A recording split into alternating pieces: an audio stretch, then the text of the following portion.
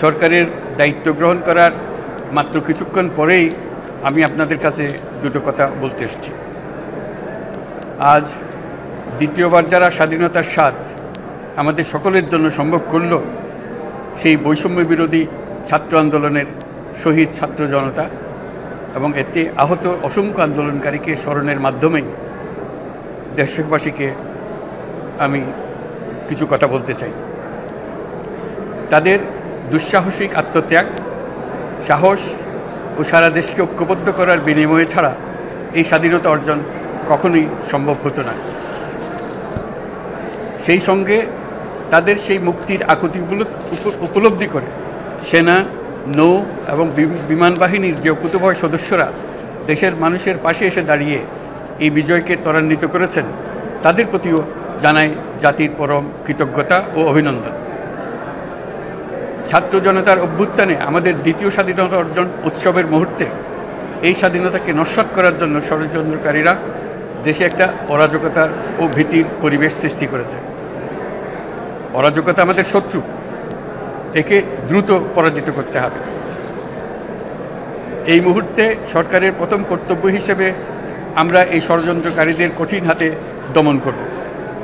স্বাধীনতার মুক্ত বাতাস যেন প্রত্যেকে বুক ভরে নিতে পারে, এই নিশ্চয়তা দানেই আমাদের সরকারের প্রথম পরিস্থিতি। এই ব্যাপারে দেশবাসীর সহযোগিতা কামনা করছি। দ্বিতীয় স্বাধীনতার এই মিলন মেলা থেকে বাদ যাবে না যারা আমাদের শান্তি শৃঙ্খলা রক্ষাকারী প্রতিষ্ঠানগুলো, নৌ, সেনা, বিমান বাহিনী, বর্ডার গার্ড, পুলিশ, আনসার, গ্রাম প্রতিরক্ষা, কোস্টগার্ড, কেউ বাদ যাবে না। অন্য সবার মতো তাদের প্রত্যেক সদস্য আজ উপরওয়ালার আইন বহির্ভূত জবরদস্তিমূলক হুকুম থেকে মুক্ত।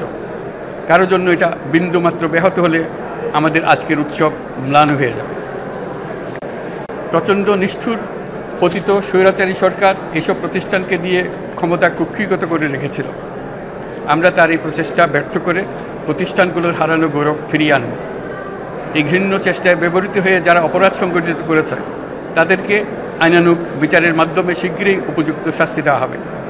একই কথা দেশের সকল মন্ত্রণালয়, সংস্থা, শিক্ষা প্রতিষ্ঠান, নানা কর্মক্ষেত্রের জন্য প্রযোজ্য। সর্বত্র অপরাধীর বিচার হবে। আজ প্রত্যেকটি প্রতিষ্ঠান ও তার সদস্যরা নিজ নিজ কর্তব্য পালন করার মাধ্যমে দ্বিতীয় স্বাধীনতাকে উপভোগ করবেন, দেশকে গৌরবের শীর্ষে নিয়ে যাবেন এবং দেশবাসীকে এবং জগৎবাসীকে উপভোগ করার সুযোগ করে দেবেন। আমি জাতির পক্ষ থেকে প্রত্যেকে নির্ভয়ে আনন্দ চিত্তে নিজ নিজ কর্মস্থলে নিজ নিজ সামর্থ্য নিয়ে এগিয়ে আসতে অনুরোধ করছি।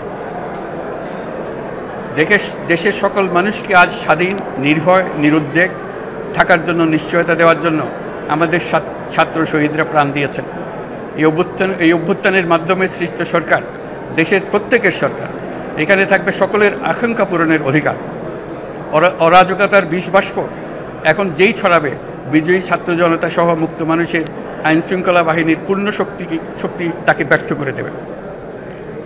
নিষ্ঠুর স্বৈরাচারী সরকার দূর হয়ে গেছে।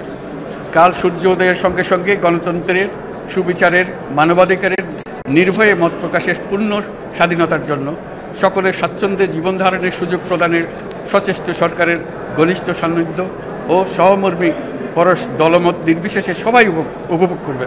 এটাই আমাদের লক্ষ্য। আমাদেরকে এই লক্ষ্য পূরণে সাহায্য করুন। সারা বিশ্ব আজ অবাক হয়ে বলছে, সাবাস বাংলাদেশ, সাবাস বাংলাদেশের ছাত্র জনতা। আমরা এই অর্জনটাকে আর অনেক দূর নিয়ে যেতে চাই। আমাদের ছাত্র জনতার জন্য কিছুই অসম্ভব নয়।